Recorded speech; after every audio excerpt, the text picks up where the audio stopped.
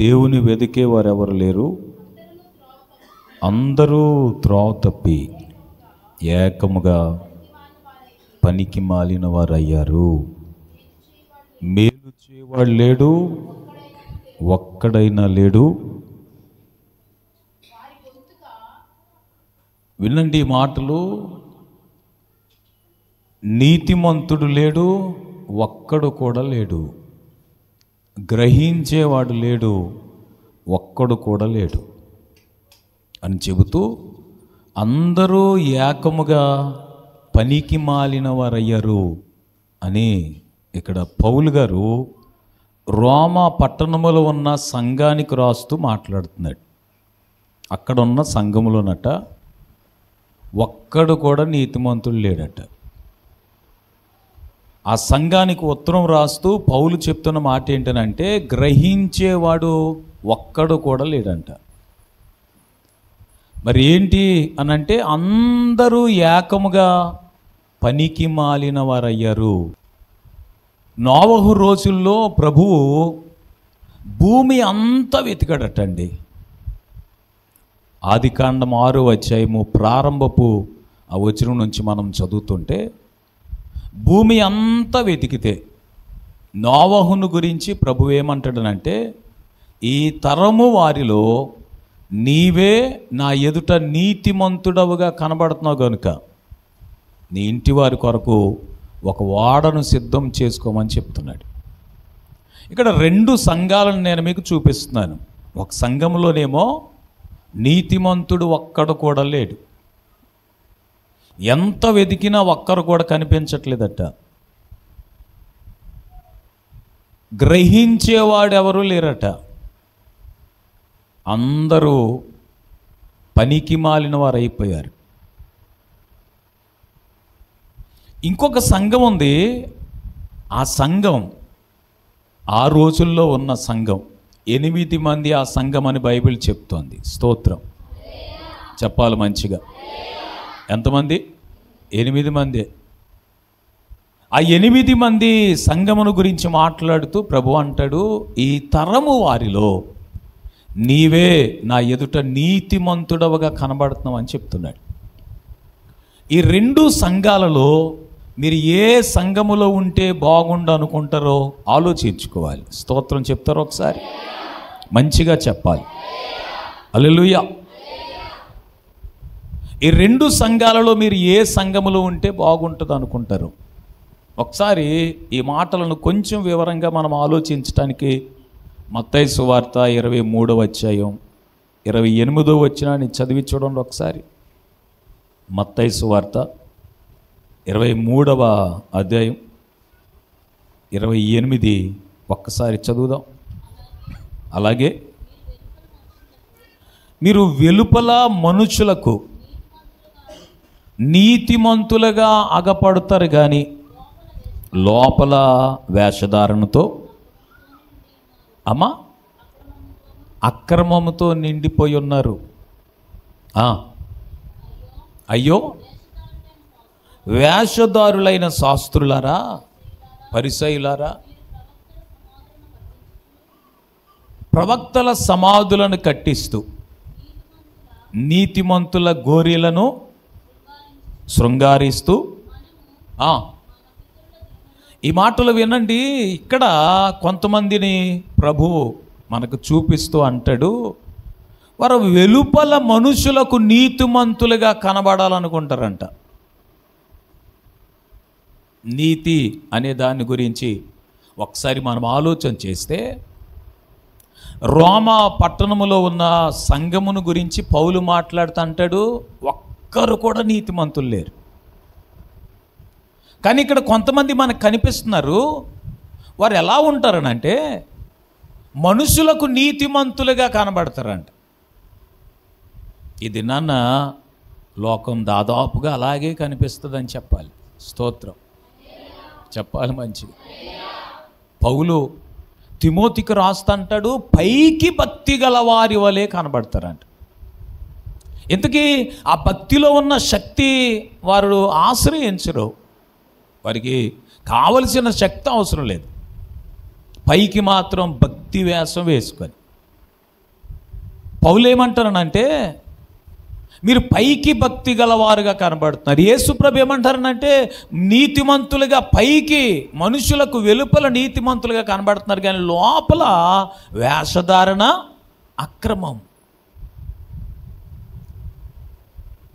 ఇది నాన్న ఈ మాటలు వింటున్న నీ జీవితం పైకి మాత్రమే భక్తిగా కనబడుతున్నారా, లేక నిజంగానే లోపల భక్తి ఉందా? స్తోత్రం చెప్పాలి మంచిగా. ఒకవేళ ఇక్కడ కూర్చున్న వారిలో కొంతమంది మీ అమ్మగారో నాన్నగారో అక్కో చెల్లో లేక మీ ఫ్రెండో మిమ్మల్ని బలవంతం పెట్టడం వలన వచ్చి మందిరంలో కూర్చున్నారేమో కదా. కొన్నిసార్లు మందిరంలో కూర్చున్న వారందరూ కూడా భక్తి కలిగి వచ్చిన వారు అనుకుంటే పొరపాటే. యెషయా గ్రంథం 58వ అధ్యాయంలో అక్కడ కొంతమంది ఉపవాసం చేస్తున్నారంట. వారి ఉపవాసమును గురించి ప్రభువు మాట్లాడితే ఏమంటారనంటే మీరు ఉపవాసం ఉన్నప్పుడు భక్తి కలిగే ఉపవాసం ఉన్నారా అంటాడు ఆయన. ఇది నన్న కొంతమంది ఒకవేళ భక్తి వేషం వేసుకొని భక్తి ముసుగు వేసుకొని వెలుపల మాత్రమే నీతిమంతులుగా కనబడగోరి లోపల అక్రమంతో వేషధారణతో నిండిపోయారు. మరొక చోట ప్రభువు మాట్లాడుతుంటారు మీరు సున్నము కొట్టిన సమాధులను పోలి ఉన్నారు. పైకి చాలా అందంగా కనబడుతున్నారు, కానీ పైకి చాలా పెయింట్ వేసినందువలన చాలా బాగా కనిపిస్తున్నారు, కానీ లోపల సమస్తమైన కల్మషంతో చచ్చిన వారి ఎముకలతో నిండిపోయిన సమాధుల్లాగా ఉన్నారని చెప్తున్నాడు. ఇది నాన్న దేవుని సన్నిధిలో కూర్చున్న మీరు కేవలం పైకి మాత్రమే భక్తి, పైకి మాత్రమే నీతి. స్తోత్రం చెప్పాలి మంచిగా. పైకి మాత్రమే నీతి. అలాంటి జీవితం వలన ఉపయోగం లేదని చెప్పడానికి మాటలు నేను మీకు చూపిస్తున్నాను. స్తోత్రం చెప్పాలి మంచిగా. ఇది నాన్న మనుషులు వాళ్ళు చేసిన మంచి పనులన్నీ ఒకసారి లిస్ట్ రాసుకొని లేకపోతే చెప్పుకొని మేము అక్కడ అలా చేసాం, మీకు ఎడలా చేసాం, మేము వారికి దానం చేసాం, వీరికి ధర్మం చేసాం, అయ్యేగా మంచి పనులు. స్తోత్రం. దాన ధర్మాలు ఏమంటారు మీరు? మంచి పనులు.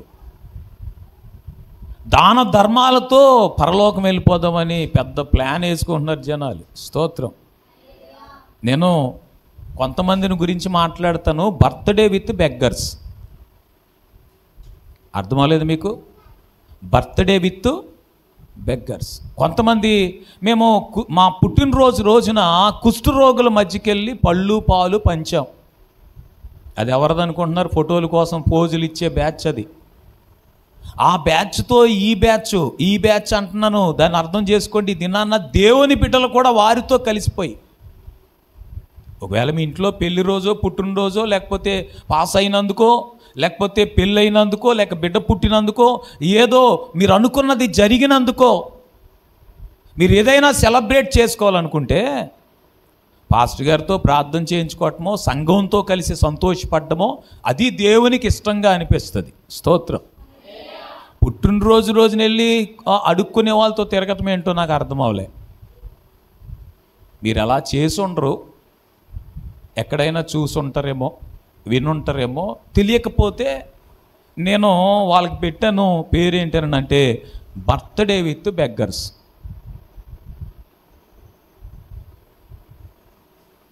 ఈ బర్త్డేను ఇలా సెలబ్రేట్ చేసుకోవటం మన వాళ్ళు కూడా మొదలుపెట్టేశారు. దాన ధర్మాలతో కొట్టుకెళ్ళిపోదాం అనుకుంటున్నారు. స్తోత్రం చెప్పాలి మంచిగా. దేంతో? దాన ధర్మాలతో. 10 మందికి సాయం చేస్తే లేకపోతే వాళ్ళ పుట్టినరోజు రోజున హాస్పిటల్కి వెళ్ళి రోగులకి పళ్ళు పాలు పంచితే లేకపోతే ఇంకా ఏదైనా దాన ధర్మం దానం చేసేవి చాలా ఉన్నాయిగా. వీటితో మంచివారు అయిపోయి డైరెక్ట్గా పరలోకం వెళ్ళిపోదామన్న ప్లాన్ వేస్తున్నారు మనోళ్ళు. కానీ ఆ ప్లాను వర్కౌట్ అవ్వదని చెప్పటానికి మాటలు నేను మీకు చూపిస్తున్నాను. స్తోత్రం. ఎందుకు అనంటే యెషయా గ్రంథం 64వ అధ్యాయం 6వ వచనం అంటది, మా నీతి క్రియలన్నీ మురికి గుడ్డల వలె అయిపోయాయి, మేము అపవిత్రుల వంటి వారం అయిపోయాం అని చెప్తున్నాడు. స్తోత్రం చెప్పండి. మంచిగా మంచిగా చెప్పాలి.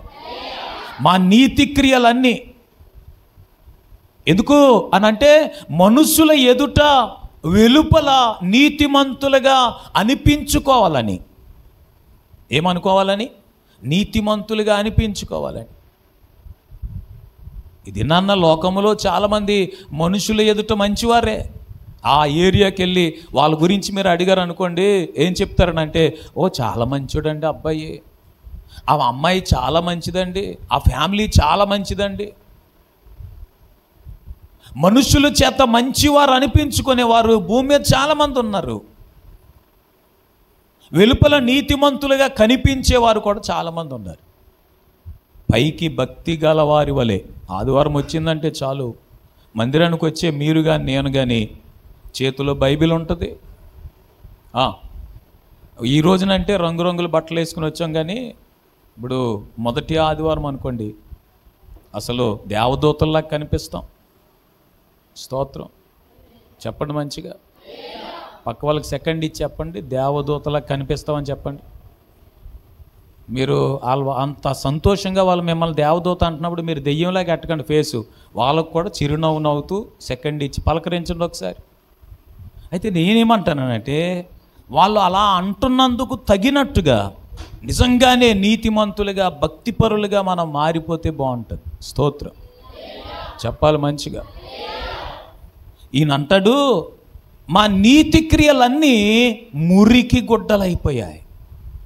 లోకం ఏం ఆలోచిస్తుందనంటే, దాన ధర్మాలతో చేసే మంచి పనులతో వారికి సాయం చేసి వీరికి సాయం చేసి లోకం ఏమంటుందనంటే, ఇదిగోనండి మేము చీమకు కూడా హాని చేయం.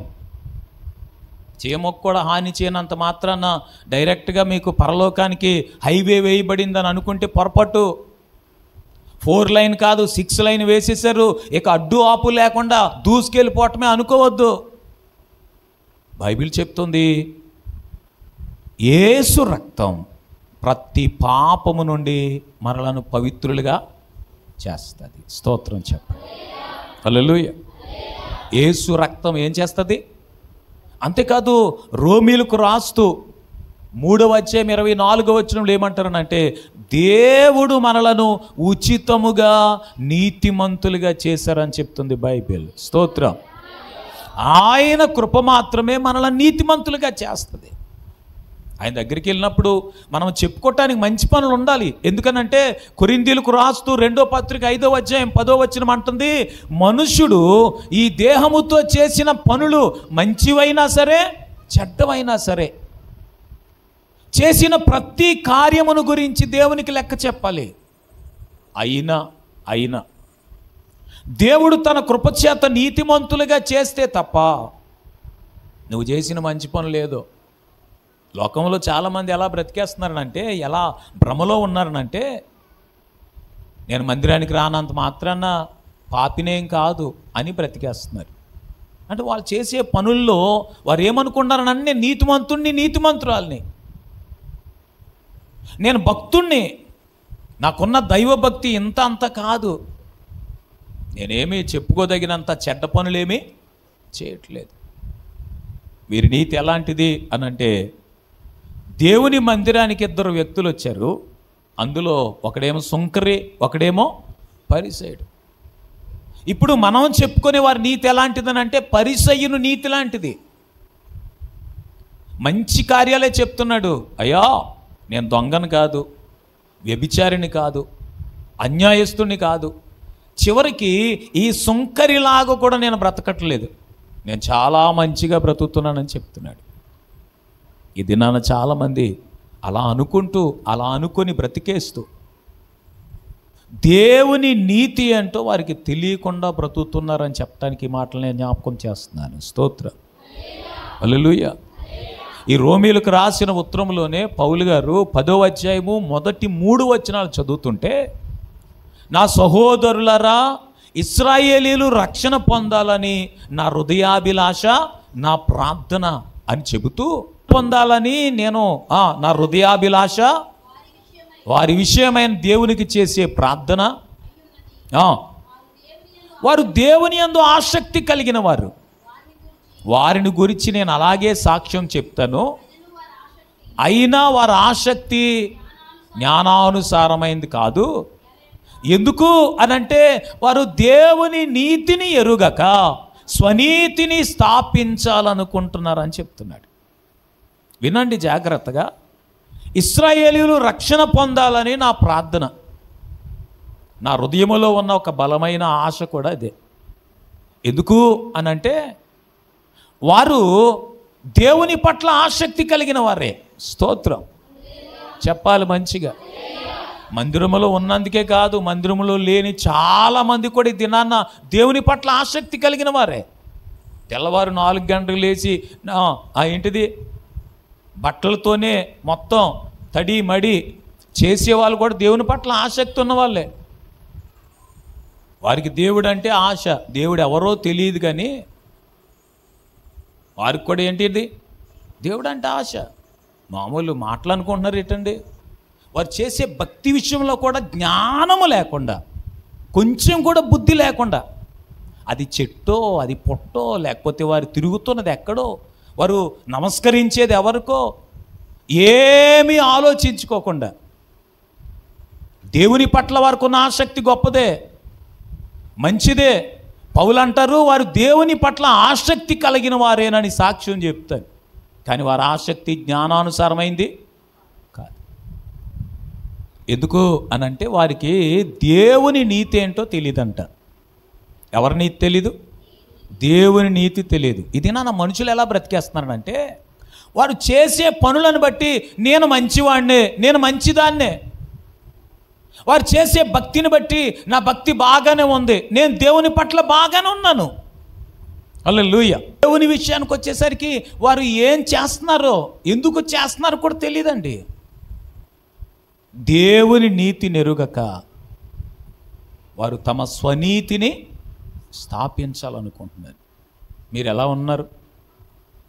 మీరేం ఆలోచించుకుంటున్నారు? 100% వారు జీవించే మంచి జీవితం వలన పరలోకం వచ్చేస్తుంది అనుకుంటున్నారు. దేవుని కృప పొందకపోతే, దేవుని కృప ద్వారా మనం నీతిమంతులం కాకపోతే, దేవుని నీతి మనం ఏంటో అర్థం చేసుకోలేకపోతే మనలో ఎవ్వరికి పరలోకం రానే రాదు. స్తోత్రం చెప్పాలి మంచిగా. మన భక్తులు చెప్తుంటారు, ప్రభు అంట వేశ్యనైనా క్షమిస్తాడు కానీ వేషధారిని క్షమించడంట. స్తోత్రం హల్లెలూయా. కొంతమంది మాటలు వింటే ఎంత మంచి భక్తి మాటలు మాట్లాడతారో. హల్లెలూయా చెప్పాలి. ఎంత మంచి మాటలు మాట్లాడతారో. నిజంగానే అంత మంచి మాటలు మాట్లాడే వాళ్ళు ఇంకెప్పుడు అంతే మంచి మాటలు మాట్లాడతారా? కొంతమంది ఎలా ఉంటారనంటే మేడి పండు చూడు, చాలా బాగా ఉంటుందంట, పొట్టిప్తే అన్ని పురుగులే. స్తోత్రం చెప్పాలి మంచిగా. అందుకే ఈ మధ్యాహ్న వేళలో కేవలం మనుషులు ఎదుట నీతిమంతులుగా, పైకి మాత్రమే భక్తిపరులుగా కనబడకూడదని, దేవుని నీతి ఏంటో మనం ఎరిగిన వారమై ఉండాలని ఈ మాటలు నేను మీకు జ్ఞాపకం చేస్తున్నాను. స్తోత్రం చెప్దాం ఒకసారి చెప్దాం మంచిగా. హల్లెలూయా. మీరు తర్వాత చదువుకోండి. అపోస్తలుల కార్యాలు 8వ అధ్యాయంలో కందాకే రాణి కింద ఉన్న మంత్రి నపుంసకుడు రథం మీద ప్రయాణం చేస్తూ యెషయా గ్రంథాన్ని చదువుతున్నాడంట. సరిగ్గా 53వ అధ్యాయం చదువుతున్నాడంట. 53వ అధ్యాయం చదువుతున్నప్పుడు అక్కడ రాయబడింది ఏంటనంటే, మనం ఒకసారి చూద్దాం. చూడండి 32వ వచనాన్ని చదవండి.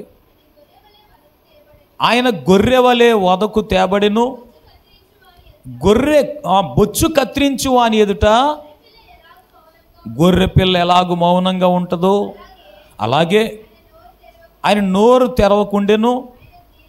ఆయన దీనత్వం బట్టి ఆయనకు న్యాయ విమర్శ దొరకకపోయెను.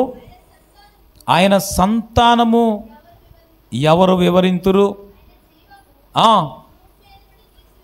భూమి మీద నుండి తీసివేయబడింది అని యెషయా గ్రంథాన్ని చదువుతున్నప్పుడు ఏమండి తర్వాత వచనంలో ఈ నపుంసకుడు ప్రవక్త ఎవరిని గురించి చెప్తున్నాడు అని పిలుపుని అడుగాడంట.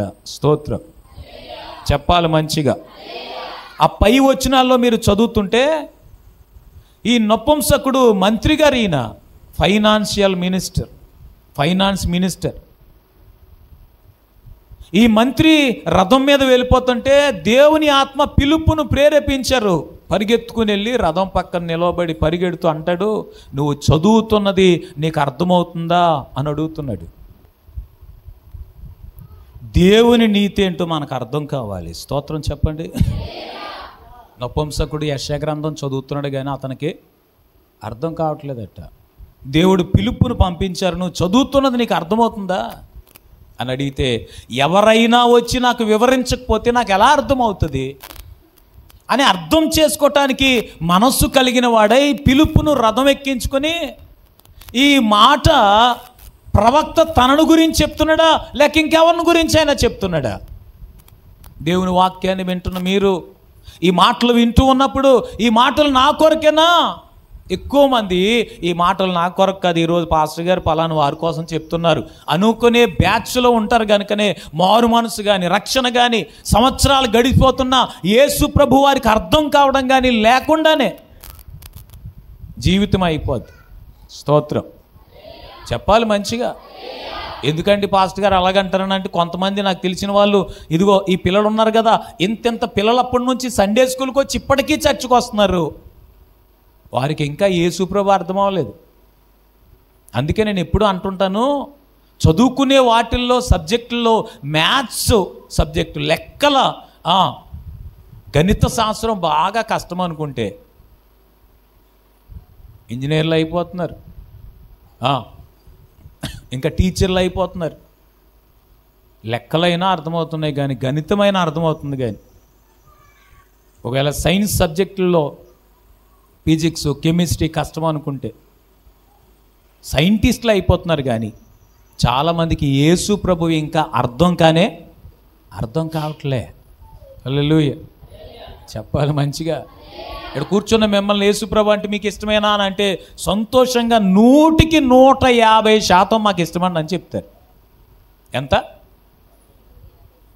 100కి తక్కడం కాదు, 100 కంటే ఇంకెక్కువే, 100కి 150%. మరి అమ్మ బాప్తిసం పొందలేదు, యా బాబు ఇంకా రక్షణలోనికి రాలేదు, యా బాబు ఇంకా నీకు మారు మనసు రాలేదు.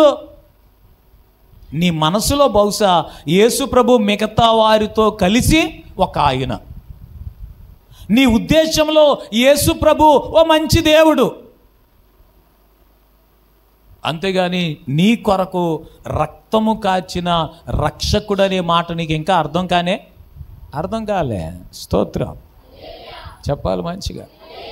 అర్థమైతే హల్లెలూయా. ఏమైతే అర్థమైతే రక్షణ పొందకుండా ఇంకా జీవితం ఇలాగ ఉంటుందా? పిలుపు చెప్పిన మాటలు అర్థం చేసుకున్న నపుంసకుడు దారిలో వెళుతూ ఉండగా నీళ్లు కనబడ్డాయంట. నీళ్లు చూపించి అంటాడు, అవిగో నీళ్లు, నాకు బాప్తిసం ఇవ్వటానికి ఏమైనా ఆటంకమా అని అడిగాడంట. మనకు తెలీదు. దేవుని మాటలు మనకు వినబడుతున్నప్పుడు ఒకవేళ ఇదే చివరి అవకాశమేమో మనకు తెలీదు. అలా అంటారేంటి పాస్టర్ గారు అంటే, ఆరోగ్యం అంత బాగా ఉందంటండి, ఎందుకైనా మంచిదని చెకప్ చేయించుకోవటానికి వైజాగ్ మెడికేర్ హాస్పిటల్కి చెకప్ చేయించుకోవడానికి వెళ్ళాడంట. ఆయన మొత్తం చెకప్ చేసి 4 బ్లాక్స్ ఉన్నాయి, అర్జెంటుగా మీరు హాస్పిటల్లో జాయిన్ అయిపోండి అని చెప్పారంట. నా మాటలు అర్థమయ్యాయా? ఆరోగ్యం చాలా బాగుంది. ఆయనకి ఏ క్షణమున ఏం జరుగుతుందో మనకు తెలియదు. కనుక రక్షణను నిర్లక్ష్యం చేసేవాళ్ళు నపుంసకుణ్ణి చూసి తప్పకుండా నేర్చుకోవాలి. స్తోత్రం చెప్పాలి మంచిగా.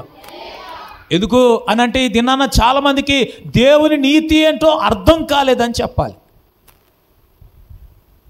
తిమోతికి రాస్తూ 2వ పత్రిక 3వ అధ్యాయం 5వ వచనంలో అంటాడు, దాని శక్తిని ఆశ్రయించని వారంట. స్తోత్రం చెప్పండి ఒకసారి. అసలు దేవుని గురించి ఆలోచించని వారిని గురించి మనం తప్పకుండా ఈ మాట మాట్లాడుకోవాలి. స్తోత్రం చెప్పాలి. నపుంసకుడు 100 ప్రసంగాలు విన్నాడా? ఒక్క ప్రసంగమే విన్నాడా? ఆమా ఒకటే. బైబిల్లో బాప్తిసం పొందిన వాళ్ళు ఒక్క ప్రసంగానికే మారు మనసు పొందారు. మారు మనసు పొందరు కొంతమంది. 100 ప్రసంగాలు కాదు, 1000 ప్రసంగాలు విన్నా కూడా వారి రక్షణ పొందడం అనే జీవితంలో జరగదు. ఒకవేళ ఈ మాటలు వింటూ ఉండగా మీరు కూడా తిరుగుబాటు చేస్తూ బ్రతికేస్తున్నారేమో, ఈరోజైనా ఆయన మాట వినడానికి, ఆయన మాటలు అర్థం చేసుకోవటానికి, దేవుని నీతి ఏంటో అర్థం చేసుకోవటానికి, అయ్యా నీ కృప నాకు చూపించని అడుగుతారా? ఒక చిన్న ప్రార్థన చేద్దాం.